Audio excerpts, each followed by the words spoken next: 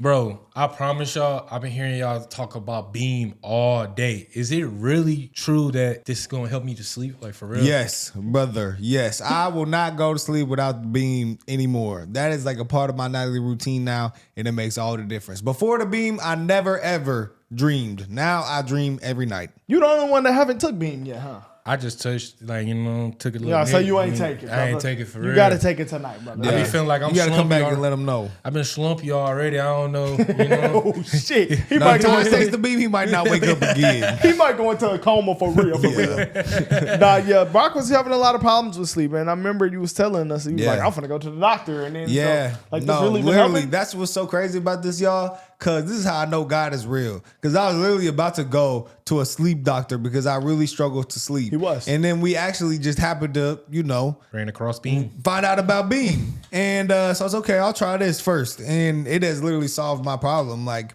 I think the biggest keys here are what are the ingredients? We got the melatonin, the magnesium, and the theanine. All of those like combined, because I've heard of all these things separately, but when you combine them all, it's like you get in the bed and you feel like something's weighing you down. Like that's how you don't feel like moving. And then you wake up and I remember you said that I felt like I sunk in the bed. That's how I felt. Yeah, and it helps me relax my mind before I get to bed. So you can turn on some Cartier Family, lay down, hit the Beam, go to sleep. All right, guys. So what you want to do is go to beam.com and put in the discount code Cartier, and that's gonna get you 35% off. That's not no little discount. That is a big discount, y'all. Beam is really blessing. It's a company that has value similar to ours, and they really just want to help. So 35% off with the code Cartier. Beam.com, y'all go get it. Jeff Merkley basically said he's prepared to try to shut down the government over some of these sledgehammer actions that he's seeing by Elon Musk. Are you prepared to shut down the government, to join Democratic colleagues who want to stand in the way of keeping the government open? Well, you have to look at what the Trump administration is doing right now. They are simply trying to, they are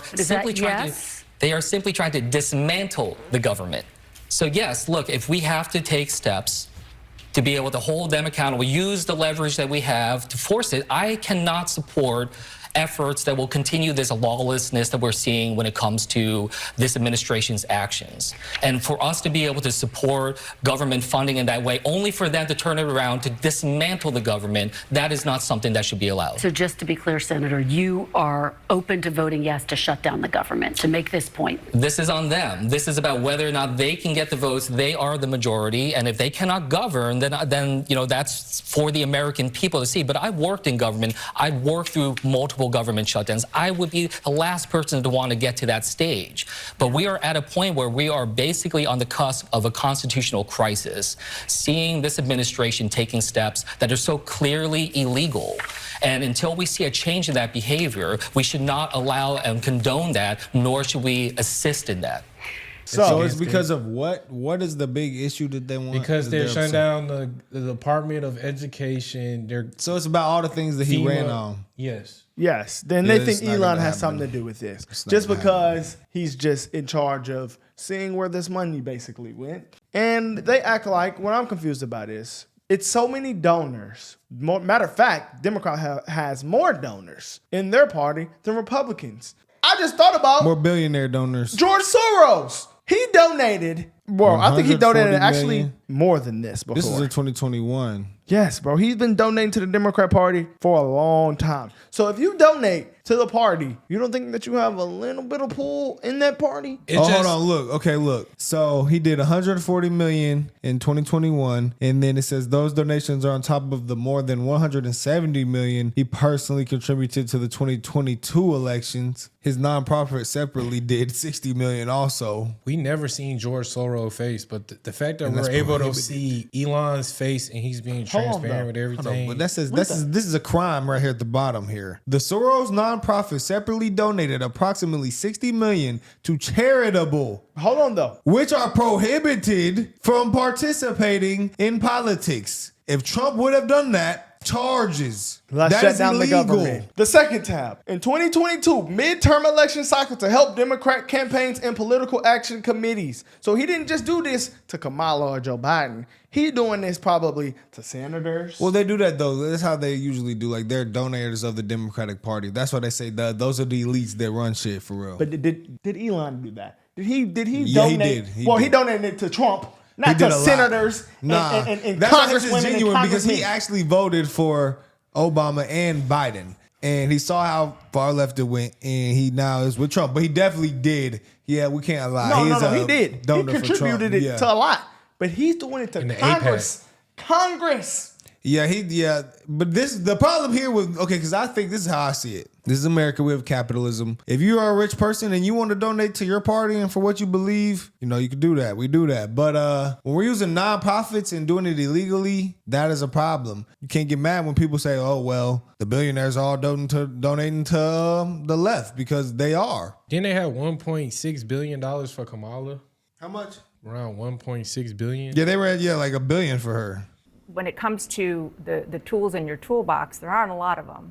One of them is to try to stop the government funding, to try to do maybe even default on the debt, as I said, or at least force that if the Republicans don't change course. Is that the strategy?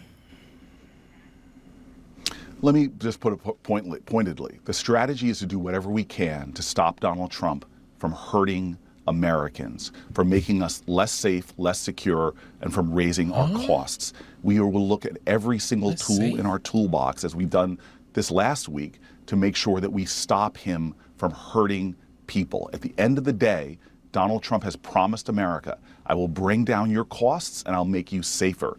He clearly is doing the opposite. In addition to that, he's opening the floodgates for corruption in our system. From getting rid of inspector generals who have a track record under Democrat and Republican presidents of saving Americans billions of dollars from waste, fraud, and abuse, to letting Elon Musk, one of our biggest government contractors, one of our biggest military contractors, have access to America's most personal information, from your grandparents' medical information all the way down to people's social security information and other things. This is an astonishing allowance of corruption and abuse and violations of people's privacy and other most sacrosanct values. We are in a crisis right now, and Democrats will use every tool possible to protect Americans, to drive down costs, to make us safer.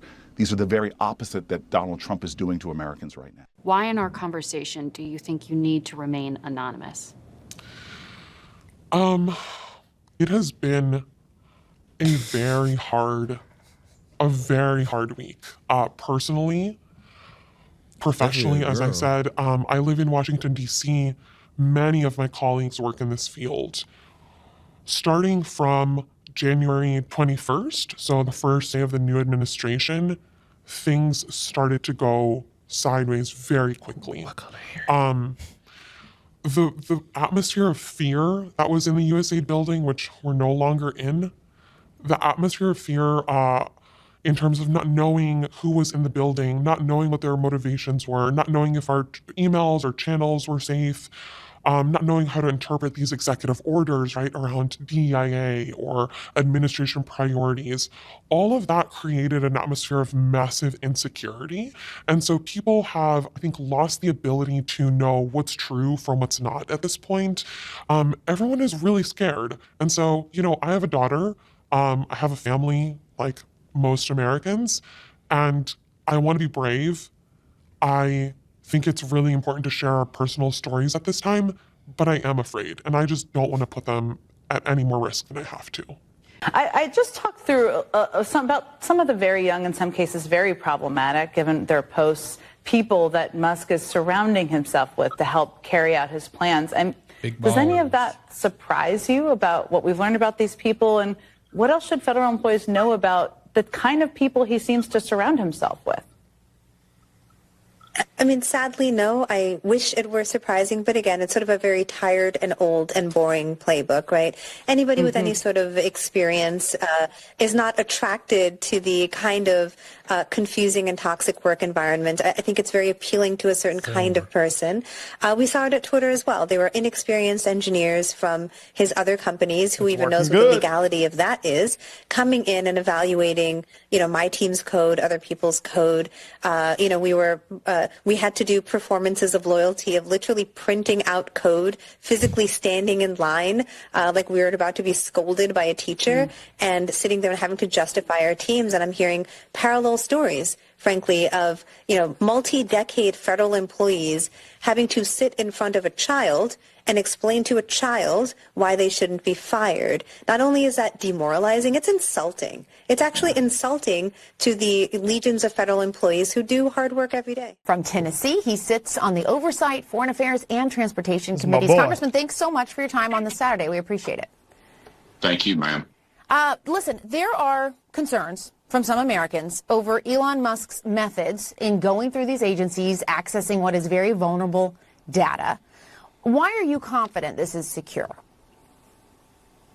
I'm confident it's secure just because of the caliber of the people that they have doing it. It's odd to me that the Democrats are sniping at these young folks, and they're 19, 20, 21, 2-year-old folks, but you've got seniors in both parties who are inept of any cognitive skills almost, and are incapable of governing. And we've seen that in the past, and they've embarrassed us in the national press. We've had them fall down. We've had them stumble and verbally in press conferences. And so I have total confidence in this group. I think that the gripes you're not seeing it from the old school Democrats. It's the young liberal Marxist types that don't approve of $2 million.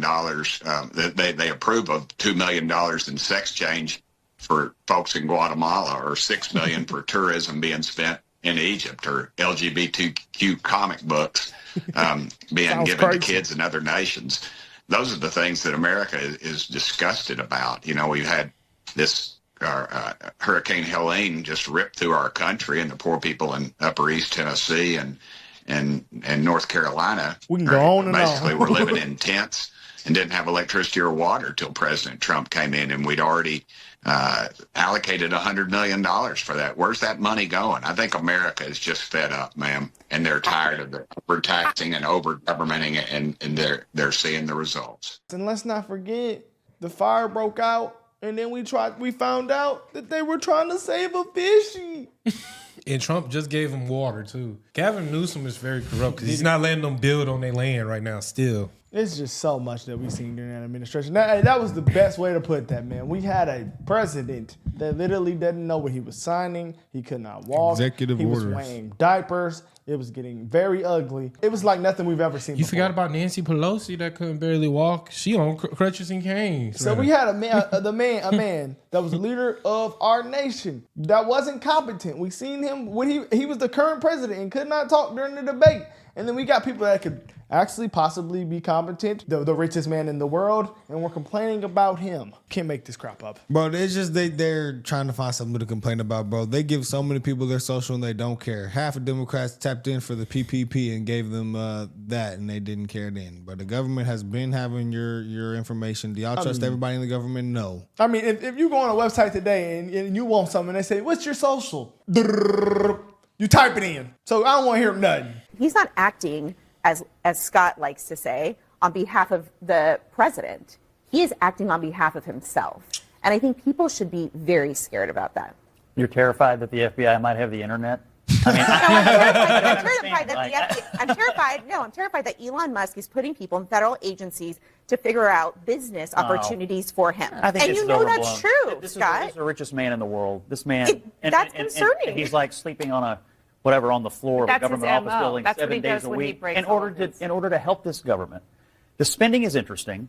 We're not going to balance the budget based on these spending cuts, although some of this stuff is patently, objectively ridiculous. And when I see Democrats rushing out to defend some of the things that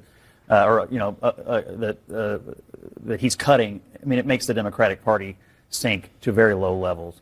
But what I see him actually doing, and the most important thing he's doing, is enforcing the doctrine of common sense. This was the doctrine that Trump laid out in his inaugural address. What is the ideology of the Republican Party right now? It is best described as enforcement of common sense. We have uncommon nonsense on the left, and we have common sense. And when you look at what the government is doing, agency after agency, and spending some of our money, we're not going to balance it on a $79,000 grant here or there. but we are going to restore common sense, and that's the point. Well, if Republicans were serious about balancing the budget, then they should put forward a tax package that doesn't explode the deficit. So if we want to have that conversation, we can have it. Democrats because balance the budget because that's just not where the Republicans are. You're for higher taxes. But I think that you want to continue. I'm for a tax code that doesn't explode the deficit and actually benefits working people and business and not just the richest people. By the way, let the Trump tax cuts expire? like Elon Musk. You by the way, I think after 4 years of Biden and Harris, absolutely not. Hold on, brother. He was finna get on Harris, man. Hey, man. Then there it is, man. I was not expecting him to say that. When he said his first little test, hold on, is that nigga about to? I was like, hold on. That's I forgot his name. He Republican. He be going off. Yeah, the era of common sense, bro. Yeah, that is why. That is the biggest part. It's been debunked. They said, why are you Republican? I'm saying, man, I am no expert. I am no expert. Like, how can you even simply 1 + 1 = 2? How can you even argue when we literally lived under both the administrations? Exactly. And then it's crazy that she brought up the tax code. Biden did not get rid of it for a reason. So, like, we lived under both. Everybody who asks, common folk that I've asked, I have not heard one person say that they lived better under Joe Biden. Not one. Not if they're keeping it real. So it's just like, I don't even know how you're sitting here even saying this. It's actually just beyond asinine to even say that boy using vocab words. That Trump is just going to try to give money to the rich people. When the rich voted for Kamala, 83 versus 52. Case closed, debunked, bada boom. Not even that. How is he helping the rich if he's cutting funding for people that was getting richer off of the government?